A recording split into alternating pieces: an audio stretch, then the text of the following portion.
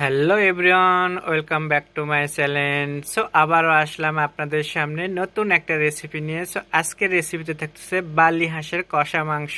So কষা মাংস দেখার জন্য সবাই আমার সাথেই থাকুন। আসসালামু আলাইকুম, সবাই কেমন আছেন? আশা করি সবাই ভালো আছেন। স্বাদ ও স্বাদের গল্পের সাথে আবারও আসলাম আপনাদের জন্য নতুন একটা রেসিপি নিয়ে। সো আজকের রেসিপিতে থাকতেছে বালি হাঁসের রান্না। সো বালি হাঁসটাকে আমরা প্রথমে কেটে ভালো করে পুড়ে ধুয়ে নিয়ে নিয়েছি। এখন আমি এখানে কিছু মশলা ইউজ করব। সো মশলা কী কী দিচ্ছি সেটা দেখাচ্ছি।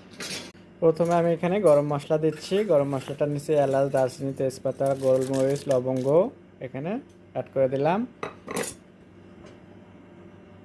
সো এখন আমি এখানে রসুন বাটা অ্যাড করে দিচ্ছি, আদা বাটা দিচ্ছি, আমি হলুদ পাউডার অ্যাড করতেছি, মরিচ পাউডার 1 চা চামচ, আমি এখানে লবণ অ্যাড করতেছি, পরে স্বাদ মতো দেবো। আবার বড় সাইজের আমি এখানে 2টা পেঁয়াজ অ্যাড করে দিচ্ছি।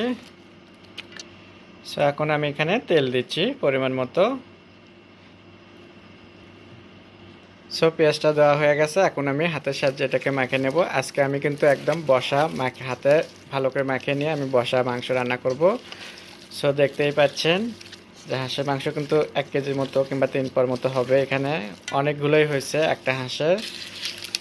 সো আমি এখন খুব ভালো করে মাখিয়ে নিচ্ছি এটাকে হাতের সাহায্যে। মাখিয়ে নিয়ে আমি এখন চুলায় বসে দেব। এখন আমার এটা মাখানো হয়ে গেছে, আমি এটাকে চুলার উপর দিয়ে দিচ্ছি, দিয়ে ঢাকনা দিয়ে আমি এখন এটাকে 4-5 মিনিট কষায় নেব। পানি দেবো না, পানি ছাড়া কষায় নিয়ে পরে আপনাদেরকে আমি পানি দেওয়া দেখাবো। সো এখন ঢাকনা দিয়ে দিচ্ছি। চুলায় শুধু রেখে দিলেই হবে না, ঢাকনা দিয়ে মাঝে মধ্যে কিন্তু এভাবে নাড়াচাড়া দিতে হবে, ভালো করে মিশিয়ে নিতে হবে। যেহেতু আমরা এটা কষা মাংস রান্না করব, সো খুবই ভালো করে কষে কষে কিন্তু মাংসটা রান্না করতে হবে। সো হাঁসের মাংস অনেকে কমপ্লেন করে, আমাকে দেখি বলে গল্পের সময় আত্মীয় স্বজনরা যে হাঁসের মাংস নাকি রান্না করলে কালো হয়। সো আমি এর আগে রান্না করে দেখালাম, তো হাঁসের মাংস একটু কালো হয়নি। আজকের মাংস কষা যেটা করব এটাও মনে হচ্ছে যে কালো হবে না আমার কাছে। আমি এখন এটাকে রান্না করা পর্যন্ত আপনারা আমার সাথে থেকে দেখুন, আমার মনে হয় না এটাকেও কালো হবে। খুব মজা করে আপনাদেরকে রান্না করে দেখাতে পারবো। আর সবাই আমাকে ফলো করবেন যে এইভাবে রান্না করার, তাহলেই দেখবেন যে হাঁসের কালারটা খুব সুন্দর আসবে আর খেতেও খুব সুস্বাদু হবে। এখন আমি এটাকে আবারও ঢাকনা দিয়ে আমি করে নেব। একটু পর পরে আমি এভাবে একটু নাড়াচাড়া দিয়ে নেব।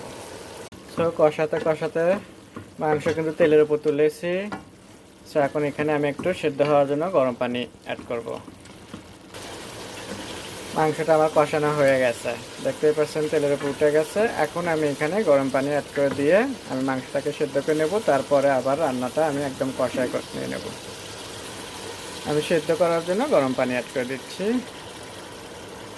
সো পানিটা দিয়ে আমি ভালো করে একটু মিশিয়ে নেব, নিয়ে আবারও ঢাকনা দিয়ে আমি একদম 8 থেকে 10 মিনিট এটাকে রান্না করে নেব। আবারও একটু নাড়াচাড়া দিয়ে নিচ্ছি, আমি মাঝে মাঝে একটু নাড়াচাড়া দিচ্ছি। সো অবশ্যই নাড়া দিতেই হবে, কারণ মাংসটা যত নাড়াচাড়া দিয়ে করবেন হাতের সাহায্যে, সো হাতেরও একটা কিন্তু টেস্ট এখানে আসবে। সো মাংসটা কিন্তু হাড্ডি থেকে একটু ছাড়া ছাড়া মনে হচ্ছে সেদ্ধ, আর অল্প একটু সময়েই আমার কিন্তু রান্না হয়ে যাবে।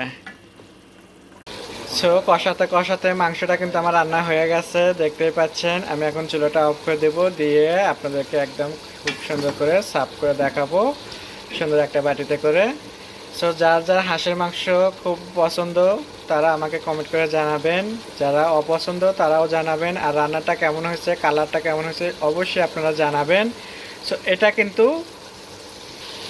কিন্তু আজকের আমার বালি হাঁস, কারণ এটাকে আমরা বালি হাঁসটাকে ধরে রান্না করলাম আজকে। সো আমার রান্না হয়ে গেছে, এখন আমি আপনাদেরকে সার্ভ করে দেখাবো। বালি হাঁসের কষা মাংস রান্না করে দেখালাম, আশা করি আপনাদের ভালো লাগবে।